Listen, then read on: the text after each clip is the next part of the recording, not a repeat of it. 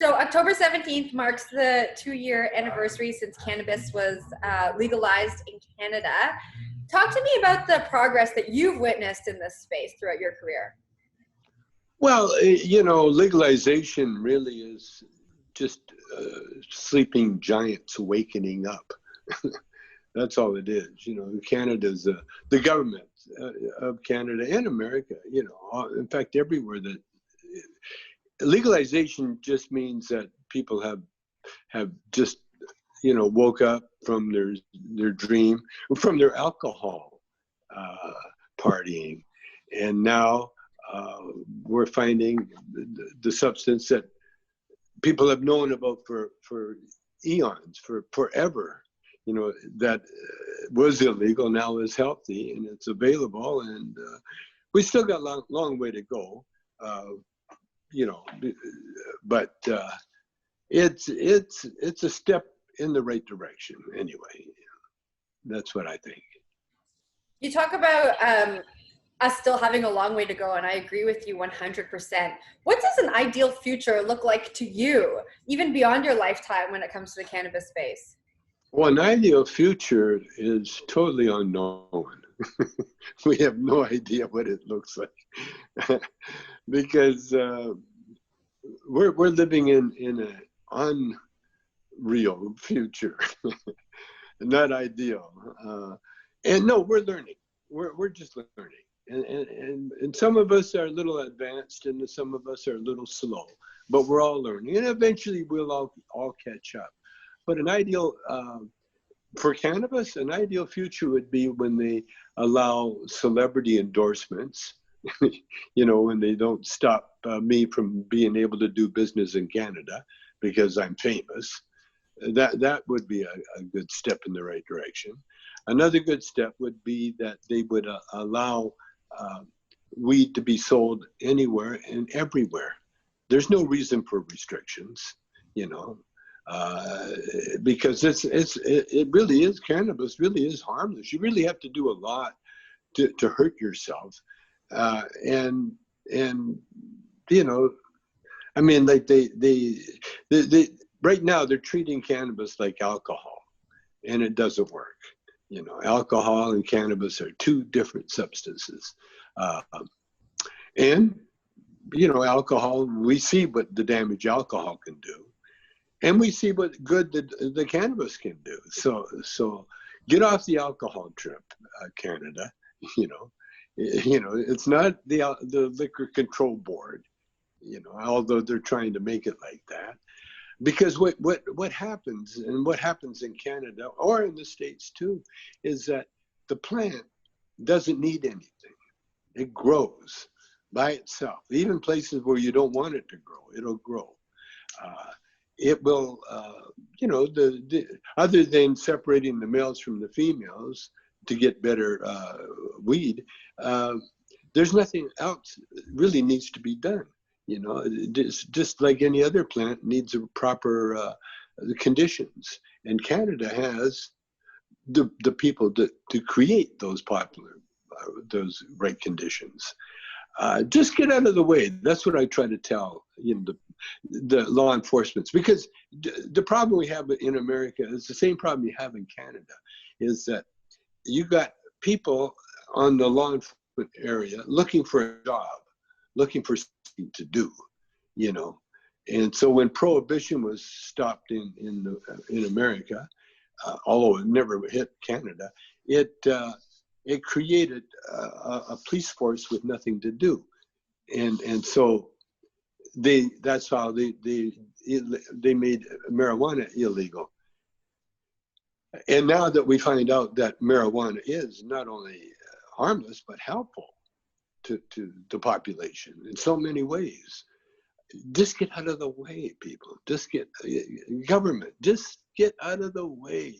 Lawyers, forget making up all these rules and stupid things, because what happens when it's like trying to stop a flood.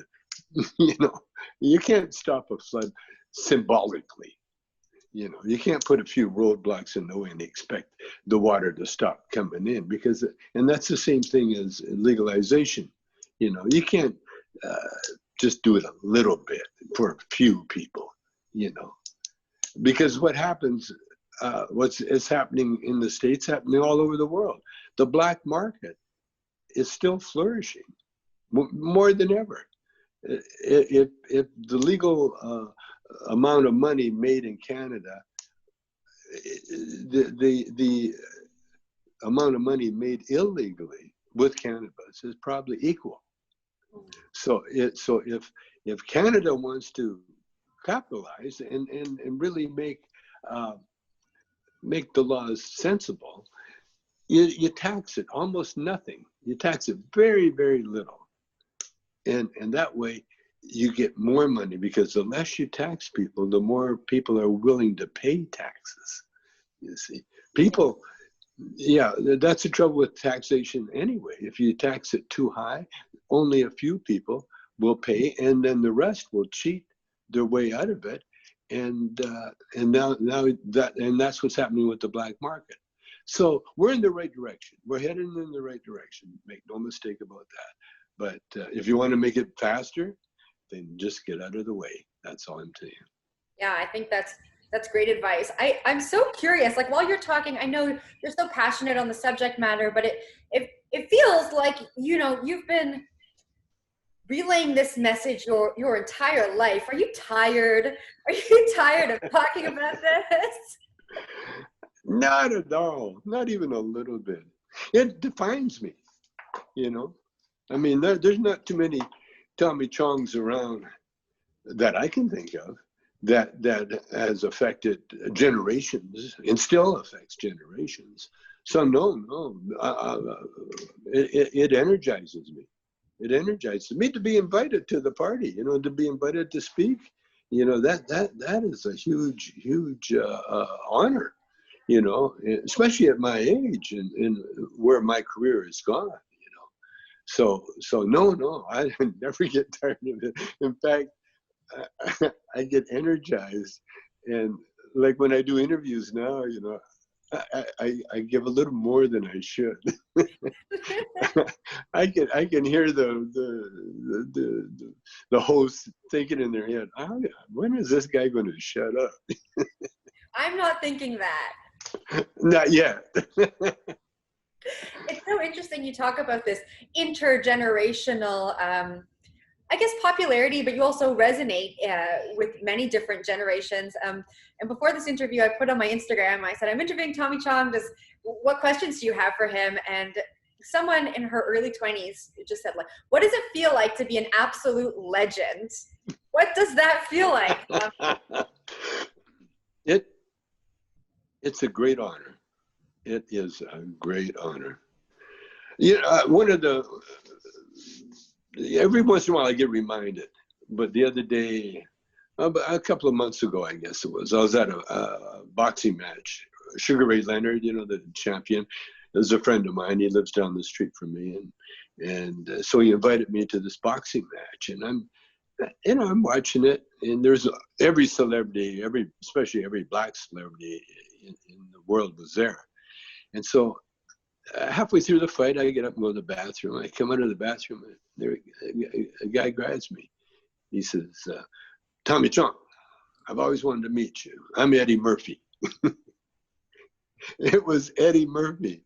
You talk about legends. Now, the reason, and I think, you know, that his kids spotted me. His kids knew who I was. I mean, I'm sure Eddie knew who I was too, but it's your kids that steer you in the right direction.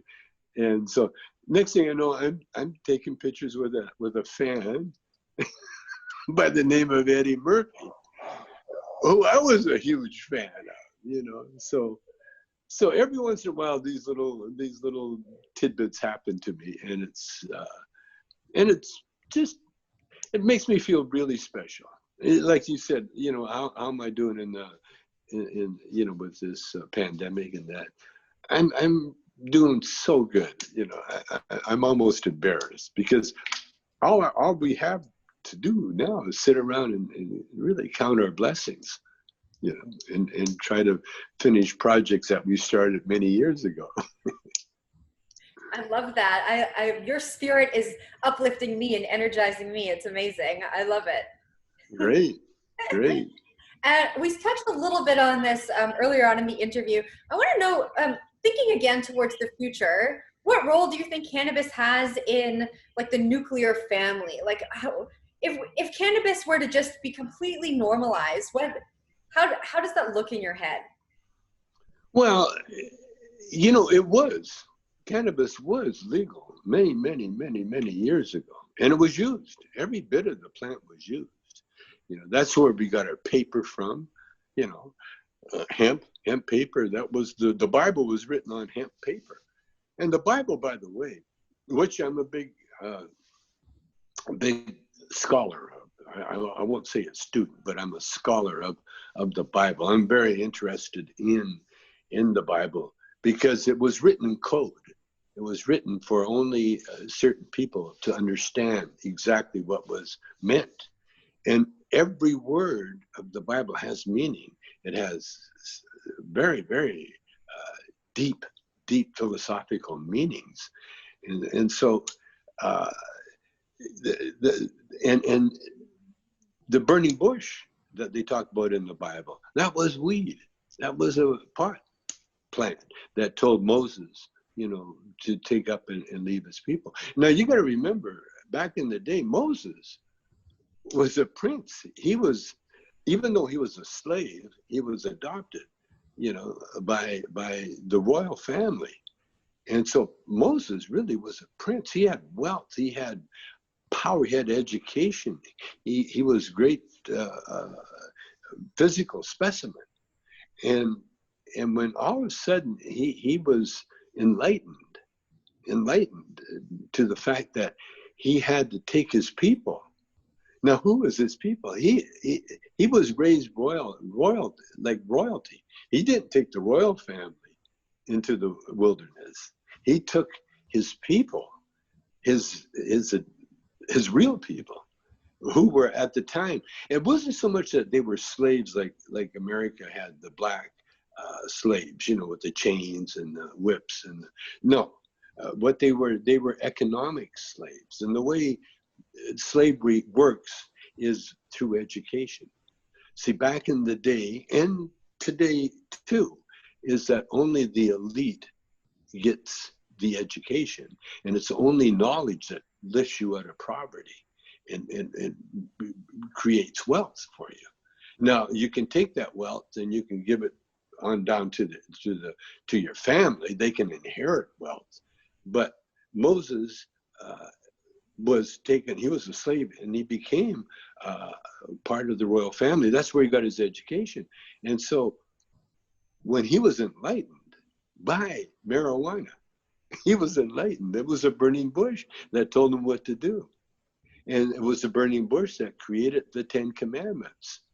And the 10 Commandments, by the way, they are more than commandments. They're not suggestions. And when I say commandments, you can command somebody, but back in the day, that's the way Moses talked to that's the way the elite, the ruling class talked to the underlings, the people under him, was that they would tell him what to do. You must do this, you must do that. But what he didn't say, and this is what we find out, so the scholars of the Bible find out, that these commandments are laws that cannot be broken. Cannot be broken. You can't break these laws. All you can do is violate them, you see. So you're not breaking any law, you're violating your law. And the laws that you're violating are the laws that are to keep you a decent human being. And by a decent human being, if you follow the rules and you do everything right, and you love your neighbor like yourself, if you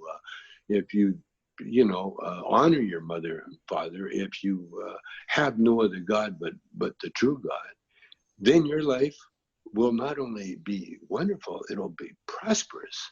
You will blossom into this beautiful human being, and then you'll have many, many, many offsprings that has the same chance.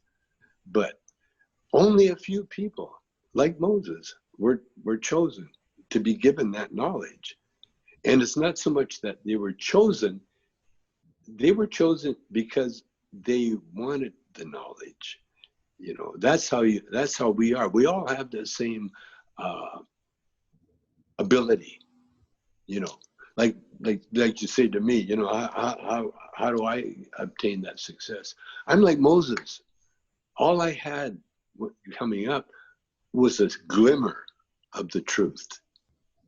And I hung on to that glimmer. I said, oh, I like this. It works for me, you know, helping others when no one's looking. See, that's the key. You know, we're tested every day, you know. Oh, there's someone that needs a little help, you know. Sometimes you wait till you're asked. Other times you see that they're in distress and you go and help them. And sometimes you don't get any credit for it. Sometimes they say, get out of here. I don't need your help, you know. But it's the idea that you tried, you see. And that says everything about your soul, because that's the only reason we're here on this planet. Is anything on this physical planet is here to make other replicas of themselves. Like I was just out in my yard and I'm sitting on the tree and I had to clean up the furniture. The furniture is filthy. And what is it filthy with? Seeds of the trees. And it was the ivy that growing up the trees. And they're so beautiful. I mean, it's just beautiful screen and shades of sun, but these seeds come down. And then I looked at and they just covered the lawn furniture. So I'm out there. I was out there all morning scrubbing it and cleaning it and fixing it. But instead of cursing it, I'm admiring all these seeds, because that plant says, I have to survive, so I'm going to put out more seeds than I really need. And that's our whole life is like that. And the thing is, if we're lucky enough to be chosen, just to be a human is very, it's a big honor. Because look at us, we can walk and talk and smile and drink and eat and enjoy and love and do all these things, you know? And there's so many creatures that are dependent upon us, you know? And so if we find our true calling, our true meaning, then all this knowledge gets open for you. You know, you're open for you. However, we're not all chosen. We're not all chosen. There's some, like the seeds. Out of those trillion seeds, maybe one will take root. What'll happen to the other ones? Well, they'll disappear into the ground, and then they'll come back again as another substance, because everything is eternal. So there's something about awakening and knowledge, but it's all written. Everything that I learned, I read in the book. And then once I read how to listen, because when I did a movie one time, I did a movie called It's God, and where I play God. And then this one reporter, when I went to the premiere, said to me, so what do you say to God? What do you tell God? And I said, nothing. I don't tell God anything. I listen to God. That's all we got to do. You don't have to say nothing. Oh, how are you going to tell God who knows, who created all this? Anything. No, what you do, you listen. And that's what I've been doing all my life. And I'm still doing it. No, I'm not perfect. Far from perfect, you know. In fact, that's the whole thing about being human, is our imperfections. You know what I mean? Like the lockdown. The lockdown has you looking in the mirror thinking, what needs fixing today? Because we got no excuse. That's so wonderfully put. That's so true. You just kind of took everything I think that people are coming to realize in lockdown. I think in many ways, lockdown has forced us to look inside of ourselves and look at what's happening immediately around us and really think in the same way that you're speaking right now, which is very, very cool. Very Yeah. nice. But Yeah, yeah, and that's the whole thing, like getting along with yourself, you know, because that's all you really have, you know. When I went to prison, you know, I had a choice. I could have fought it, I could have won, but then it would have caused troubles for my wife and my son. And so here again was this moment where I can really show my training, you know. All the religious books, all the spiritual books I've been reading, now I got a chance to prove it myself.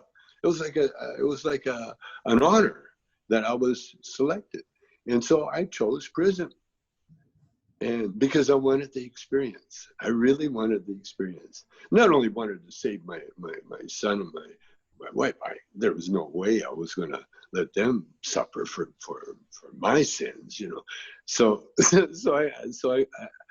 I went to prison with a great attitude. And I only had one bad half hour, and that was when all the, hey, Chong's here, you know, all the happiness and all that. Okay, now time to go to bed.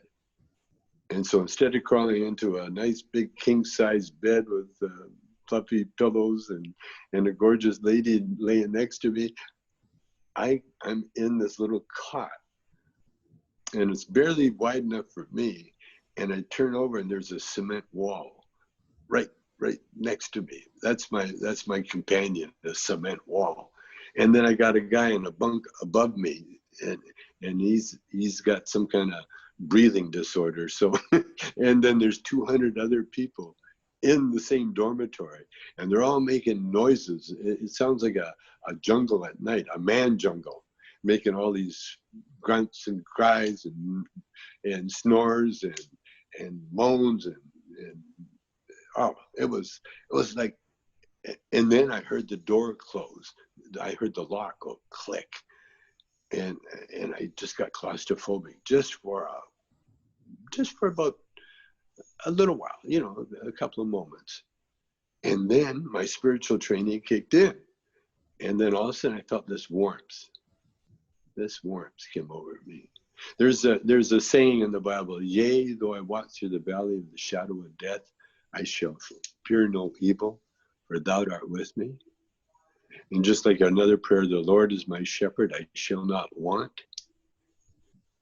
All you have to do, if you ever get in any kind of situation, all you have to do is think about these promises, because that's what the Bible gives you, is all these promises. This is directions of how to live. And if you follow the directions, which I'm learning to do, you know, especially with all the iPhones and the television, and the Googles and Alexas. First thing my son taught me how to do is read the directions before you start just hitting buttons and pushing stuff. very important. And so, yeah, so that's all you have to do, you know, read the directions. And we're taught. We're taught from the beginning, but not everybody is blessed to be doing this, because there's a lot of us that are going through different karmas, different life things, and like Trump, for instance. You know, I've been bashing Trump for 4 years, you know, 5 years counting the year before. But then I was on a show, and they said, "Well, what do you think we should do with Trump after he's done?" And I said, "Forgive him. Forgive him. That's what you do." Because he fulfilled the need that we've been needing in this country. You know, if it wasn't for Trump, we wouldn't have had. I don't think we would have had legal weed, you know, the way we got it now. But he sort of like was a diversion, and then so the legal weed snuck in. Now it's all taken off all over the world, you know. And there's a lot like in the physical world, there's positive and negative. We need both. Mm-hmm. You see, in a drama, in a television show, you need the bad guy, you need the good guy. You need the opposites. And that's what Trump is. He's an opposite. He was an opposite of Barack Obama, and now he's an opposite of Joe Biden. Yeah. You know, he wasn't an opposite of Hillary. See, in fact, he was able to conquer Hillary because he could lie about her because she's a woman and more helpless. See, Joe Biden is a Trump with a heart, you know, and so he'll never beat Biden, but he'd always beat a woman, and he cheated too, you know, but he's necessary because if it wasn't for Trump, we wouldn't see how weak or how strong our Constitution is. And it's the same thing in Canada. See, if it wasn't for Trump, we wouldn't realize how great Canada is, you know. Our health system in Canada, you know, everybody was taking it for granted, especially in Canada, you know. They're bitching about everything. You know, I remember in Canada, they bitch about everything. You know, it's like they're professional bitchers, you know, all about it, you know. But you need those, you need those opposites to make, you can't have light, for instance, without darkness. You got to have, because if you didn't have darkness, you wouldn't need light. You see, True. and so that's why it's up to us ourselves. Our individual selves are the only person or entity on this planet that we individually can affect, you know. But we affect others with our behavior, and with Canada, that's what I mean saying about Canada, man. I mean, I'm so proud to be a Canadian. Why? Because Trump made me realize that, whoa, our system of government, it was kind of cool here, you know. Now, again, you know, they're a little screwed up with the taxation, but they've always been. But they don't forget, Canada had children's allowance. If it wasn't for children's allowance, I wouldn't be talking to you. That's what kept my family eating for at least a couple of years, and going to school and dress and clothes and everything else. So we're blessed, and the beauty of the country, the beauty of Canada is unmatched. It's unmatched anywhere, and that's why people all over the world, man. You know, this pandemic has stopped a lot of tourism, and that's kind of cool in a way because it's allowed the Canadians to go out and check out their own backyard, clean it up. What's your favorite place in Canada? Right now, it's going to be, I haven't been there yet, but Tofino in British Columbia, Vancouver Island. I had a house for a while in Qualicum. That's where my folks retired, and my brother too. But my son now, he's moved to Tofino, and he's a younger. Well, they're all surfers, and so he's buying a house there. I'm helping him buy a house in Tofino. So right now, Tofino is my favorite place. I heard there's great surfing in Tofino. Yeah. It's cold. It's cold, but hey, but you know what? Wait, this pretty soon it'll be the tropics. Global warming. So you briefly brought up your time in prison, and I have to ask you, I know everyone asks you this, but I need to hear it for myself. I know that you were cellmates with the Wolf of Wall Street for a little bit, and I want to know what your most fond or craziest memory that you have of the two of you together. I guess the most fond memory really was we shared a cubicle. You know, it's not a cell, it's a cubicle, and the walls are 6 foot high, and they're little cubicles enough to house a bunk in a single cot. Well, because I'm older, you know, they put us in just a 2-man cubicle. And because we're celebrities too. Well, Jordan was a celebrity too. And so when he first came in, I really didn't know who he was, you know. Then I found out, you know, they told me this guy, built a lot of money, people's money in the stock market, you know. But I didn't know anything about him other than that. And the first thing I noticed, he was a genius, short little guy, really, really charismatic. And oh, my wife, as soon as she met him, she just fell in love with him. You know, just, oh, Jordan. Well, he's got this quality, and he used to walk around when he first got there. He'd walk around playing backgammon with a guy, and having a conversation with other people. And he was also, at the time, he was involved in mortgages, which he wasn't supposed to be. But you know, once a criminal, always a criminal. So I was writing a book at the time, and so he'd come in from tennis and look at me and, what are you doing? And I told him I'm writing a book. And he said, you know what? I'm going to write a book. And so in the meantime, he'd been telling me every night we'd go to sleep. He'd tell me some bedtime stories about all his adventures with the Wall Street and you know, with being rich and having a boat and being a Quaalude addict. He was he had stories. He had incredible stories. And so he wrote a couple of pages, and he handed the pages to me, you know, like I'm a teacher or something, you know. And I read them, and right away I recognized he was copying Tom Wolfe, you know, Bonfires of the Vanities, almost verbatim. Like he's got a what do you call a photographic memory. And so he's beaming, looking at me like, what do you think? And I said, serious, honestly? He said, yeah. I said, you haven't written shit, man. Nothing. What? I said, this is Tom Wolfe, you know. So then he was like stunned. He'd never been caught like that. And then he said to me, well, what do you suggest? I says, write the stories you've been telling me.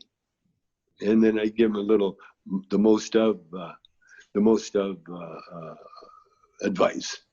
And he said, what's the most of? I said, well, if you're writing about getting high, get higher than anybody's ever gotten in the world. Just like when we did with Up in Smoke, we had a big joint. I wasn't going to hand Cheech a tiny little joint. This is the movies. So I handed them a joint that looked like hey, Led Zeppelin, man, where'd you get, you know? And that's what makes literature. That's what makes entertainment bigger than life. And so then I didn't hear from him. And then he went up and started writing. And he wrote and wrote and wrote. And we barely saw each other after that. You know, he was busy writing his book. I'm writing my book.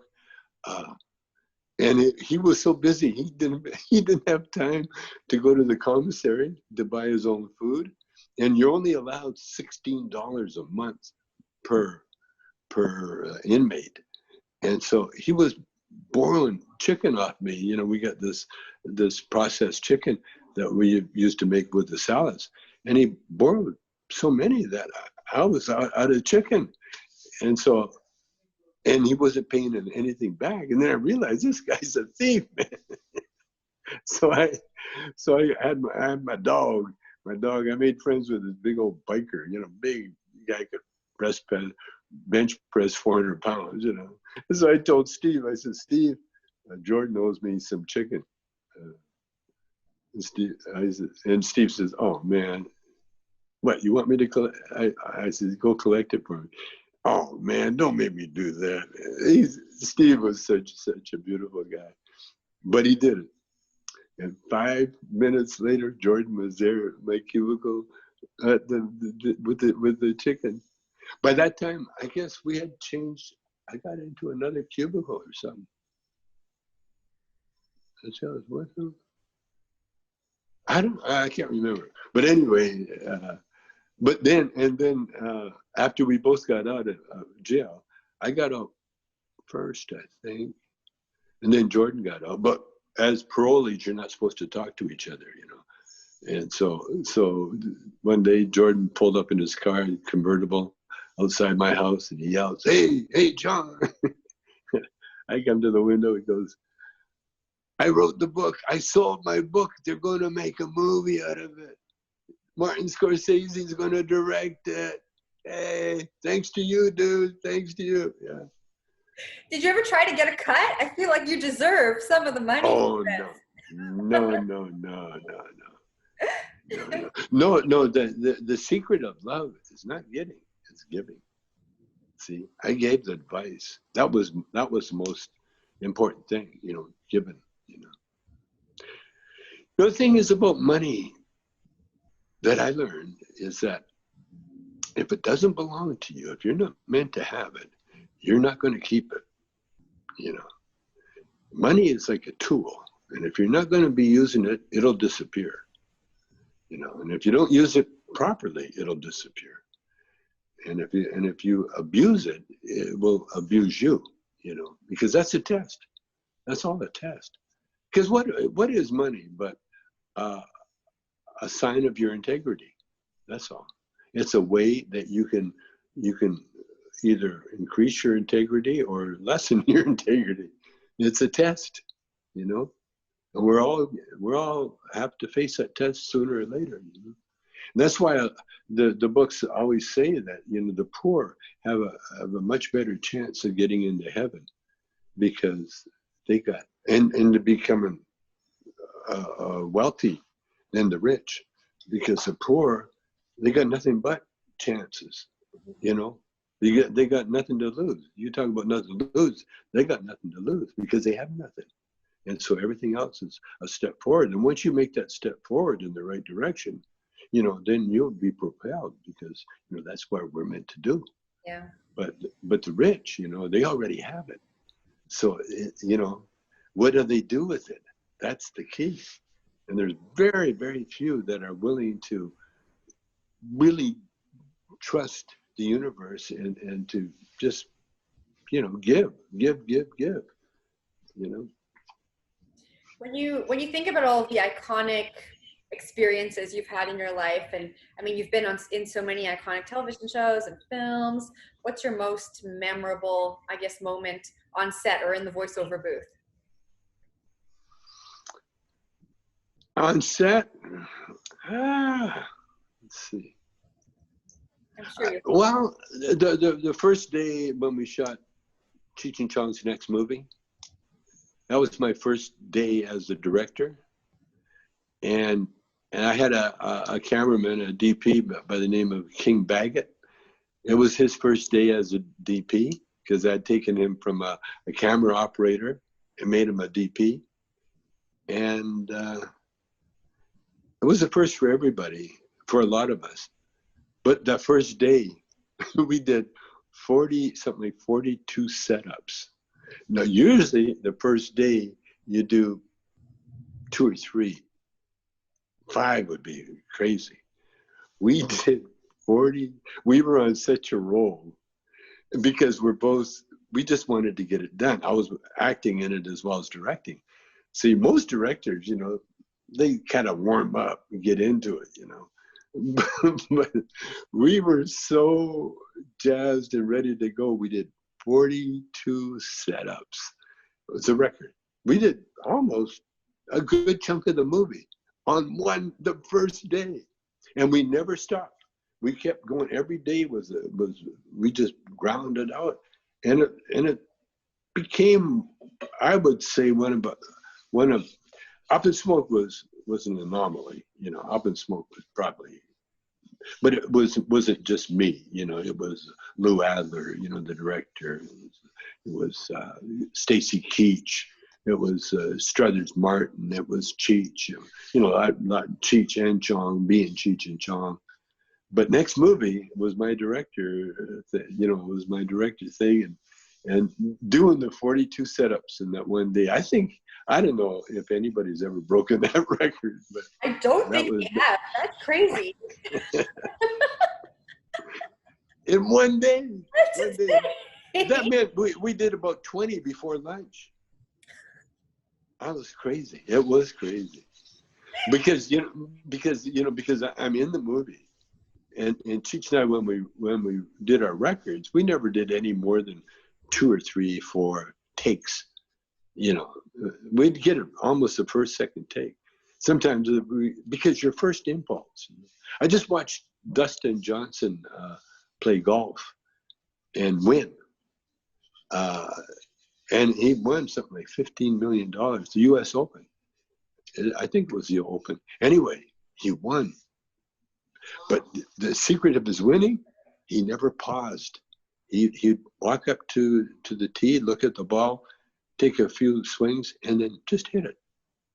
See, all the other ones, they were careful. They wanted to, okay, make sure I get this shot right, and then worry about it and try to and what they do, you get buried into these negative thoughts. And Dustin just went out, bam, and hit it. So the first take, and that was the secret of that. We tried it again after, but you can't, you know, our hearts and souls wasn't in the first two movies, like Up in Smoke and next movie. Speaking about all of these iconic films and productions you've taken a part in, I have to ask you, I've been following you on social media. I know Spotify has removed your Joe Rogan episode, and Netflix now has taken that 70s show down. Talk me through what you feel about that and what you think the reasons are behind the decisions. Well, apparently, I've been told that Spotify didn't. What they did, they got so many Joe Rogan episodes that they actually did have mine in there. I don't know. It was a radio station in Detroit that called me and said, "Hey, man, they took, you know," and they got me all jazzed up, and then so I started. You know, I had no idea whether they did or not, because I don't hardly go on Spotify or any of those things. And I'm lucky if I can do Zoom once in a while. But I love Twitter. I'm on Twitter all the time. So it worked out really good. My son told me, he said, "Oh no, don't worry about it, man." He said, "But it's good publicity." It woke everybody up. And then the 70s show, again, I don't know what happened. I know Netflix isn't carrying it anymore. They probably had their run and it's done. And apparently you can get it somewhere else. I personally think that we had a heck of a run with it. And I think it'll disappear for a while and then it'll probably come back. I don't know. I really don't know how that works. There's so much content on television now. And there's so much, because of the pandemic, you know, we're getting some really, really, really good opportunities to look at all the product that's on there. And there's so much on there. So it could have been with the 70s show that they had, you know, that it just ran out of steam, you know, could be. Although Cheech's Nash Bridges is still playing. They got a Nash Bridges channel. So and Cheech's Nash Bridges has been around, was filmed the same time as the 70s show, but it's a different kind of show. So who knows? You know? I have to ask you, this is another question that came through on Instagram about the smoke off you had against Ricky on the Trailer Park Boys. I don't know if they saw it, but I was trying my best to get those guys so stoned. Because the competition, see, I'm a lousy guy to have a competition with, you know, in anything. I will win, but it's not because I want to win. It's because I got, you know, I use my brain. I use my thing. And so the thing is, I never was one for doing big bong hits, ever. It hurts. It tears your lungs up, man. One time, Snoop Dogg, one of his first tours, you know, he had Tommy Chong. He had the Up in Smoke tour. He called it the Up in Smoke tour, and he had Tommy Chong on stage. You're going to smoke it as a 6-foot bong. No one's ever done it before, and so, you know, I answered the challenge, and literally. And the thing is, when you're smoking out of a big bong, you have to not only take the big toke, but you have to take it in your lungs. You have to really do it. You know, if you're cheating like I did with the Trailer Park guys, you do little tokes. You just use your mouth. You know, you don't have to use your lungs. Well, to take that 6-foot bong toke, I took the whole toke, and I got it all down, and it smoked up, it bubbled up. But you know, I learned that. You know where I learned to do that? Way before. This is in the 60s. This is around 68, 69. Yeah, 68, 69. I was in LA. I was a songwriter. I'm just writing songs and going to the gym every day. And I went to Gold's Gym and I hung out with all the biggies, including Arnold. Arnold had just came to America. In fact, he used to sit on the beach with my wife every once in a while and his buddies, and they would teach him bad English. Hey, Arnold, tell a girl this, tell a girl that. And then he didn't know any better. So all the big muscle heads were at the Gold's Gym at the time I was working on.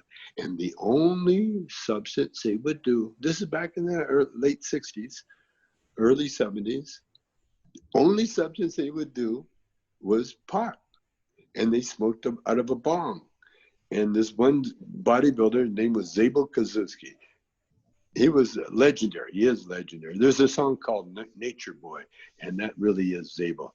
Zabel lived in this little house that one of the bodybuilders, like all the gay bodybuilders loved Zabel, you know.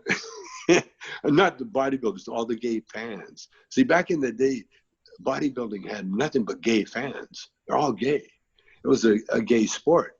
And so this one rich gay bought Zabel a house, and so he would have bong parties. And Arnold was there, and Dave Draper was there, Frank Zane at one time, Frank Colombo, all the biggies in the weightlifting thing were there. And so I got invited one time. And now I was nobody. I wasn't Chong or Cheech and Chong or nothing. I was just the guy that hung out at the gym and made friends with Zabel. So he invited me to the big bong party. And so the trick was put like almost an eighth into this bowl and then light it up and then toke on it so hard that you suck the coals into the water and it explodes. That was the trick. And now all those guys could do it except me. When it came to my turn, I did my little and they all, you know, the bodybuilders, they're all so competitive, man. They just give me that look like, oh yeah, okay, get out of the way, Junior. Okay, here we go. But that was Arnold, and that was back in the day. Back in the day. Who is your most memorable celebrity to smoke with? I mean, you've smoked, again, intergenerationally with some great legends. Bob Marley, Snoop Dogg, Jimi Hendrix. Well, I smoked with Snoop Dogg, yeah, for sure. I smoked with, but I guess the celebrity that I always talk about in my book and everything was George Harrison of the Beatles. George was him and I were kindred spirits because he was a guitar player. And I was a guitar player, and we were both pot smokers. And he was the avid pot smoker. Just a minute, okay. Captain, shut up. No more bark. No more. He listened to you. He better. He's my partner. He's my partner now. I got to the point where I can just whisper to him and he obeys. But yeah, I guess George. Well, one time I tell the story a lot, but it cracked me up because remember the show Leave It to Beaver? Yeah. It was a sitcom. Wally, the older brother. One time George and I were smoking, and the third guy, I look over, it's Wally. So I took a joint. George took a hit. I took a hit. I looked, oh, it's Wally. I handed the joint to Wally. I was going to say, hey, Dad's going to be really mad at you, Wally. Oh my God. My cheeks hurt from this interview. I'm laughing so much. Well, that's good. Do you rewatch any of your movies, or are they in the past for you? I watch them if they're on and someone reminds me or something. You know, I don't make a point. I got to, you know, especially the movie I made by my with my kids and my wife. Not Cheech. Well, Cheech is in it for a second, but we did one called Far Out Man, and yeah, all my family's in it. Yeah, even the little boo. I think Paris is in it for sure. My oldest son. But no, I don't. You know, don't have time. I'm too busy watching everything else. Okay, what's your now we're getting into like everyone just wants to know what your favorite snack is for when you have the munchies. Anything and everything. It depends on what's there after I get high. I make a point now. I don't get high until it's almost supper time, and then I get high, and then I try not to make a fool of myself. And my wife is very smart. She cooks very small portions, and so that when I'm finished, I'm finished. Because, but you know, health-wise, um, a healthy snack is like you can eat anything. So health-wise, if you have carrots, raw carrots, it's really good because it takes effort. You know, you got to chew and chunk. You know, you can't just gulp. You got to chew them, and it's delicious. Carrots are delicious, and celery works the same way. Chunks of celery. I, you know, because of my age and because of my allergies and stuff like that, there's a lot of things I can't eat anymore that I used to love to eat, but you know, I just can't eat it. You know, I can't eat sushi anymore. There's quite a few, but I'm learning to cook, or my wife's cooking too. There's a few. My favorite. There's a Chinese dish that I cook every once in a while. It's made out of salted turnip root. It's called chong choi. Chong choi yop byung is and yop byung is chopped up meat. So you get the chung choi with the chopped up, you know, the meat, and you steam it, and then you put sprinkle. I do red peppers on top, you know, make it spicy, and then that cooked steamed with rice. That's my favorite all the time. I'll have that. It's my Chinese in me, you know. I have to have my rice at least once, twice a month. Have to. Yeah, other than that, I don't feel like I'm Chinese anymore. That sounds absolutely delicious, to be honest. You're Yeah, making it is. It is. Okay, another one from Instagram. What's your favorite stoner movie of all time? Stoner movie. Mm-hmm. Well, my favorite movie of all times could be considered a stoner movie, although they didn't smoke in the movie. But me as a stoner getting high, I learned more off this movie than any other movie ever. And it actually inspired me to direct, because I called the director and tried to get him to direct Up in Smoke. And he told me, he says, if you wrote it, you direct it. You know, he said, yeah, he was trying to just put me off, but I took his advice. The movie's called Badlands with Sissy Spacek and Martin Sheen. It was one of Martin Sheen's first debut movie. And it's a story about Charlie Stark, who was a serial killer. And it's a story of him. And him and his girlfriend went on a killing spree in Texas. And it's that story. But the movie is done so beautifully. It's one of the most classic movies I've ever seen in my life. I'll see it if it's ever on. That and Shawshank Redemption is another stoner movie. That's not a stoner movie, you know. But as far as stoner movies go, I guess Up in Smoke is probably my favorite, because not only being involved, I wrote most of it, and And it had a lot of messages that are still resonating, you know. Like with Up in Smoke, I made sure that my character was a health nut, you know. He drank, what do you call it, those smoothies, and pissed his parents off to no end. Yeah, Up in Smoke is my favorite. And do you have any smoking rituals? Well, you know, I do cameos a lot, tons of cameos, and every once in a while they'll say, "We want you to light one up," as you, and then that's my excuse. And so my ritual here, see this little bong here. Yeah. See this is a homemade bong. I made it. This is a little gas fitting, and this is a little for the cane. You know, the bottom of a cane. This is plastic. Then it goes into this little. This bottle was I think a soy bottle, soy bottle. And I got my little sticker, my little Chong sticker on there. But it's my my latest one. I'm a pipe maker. I make pipes too. So that's one.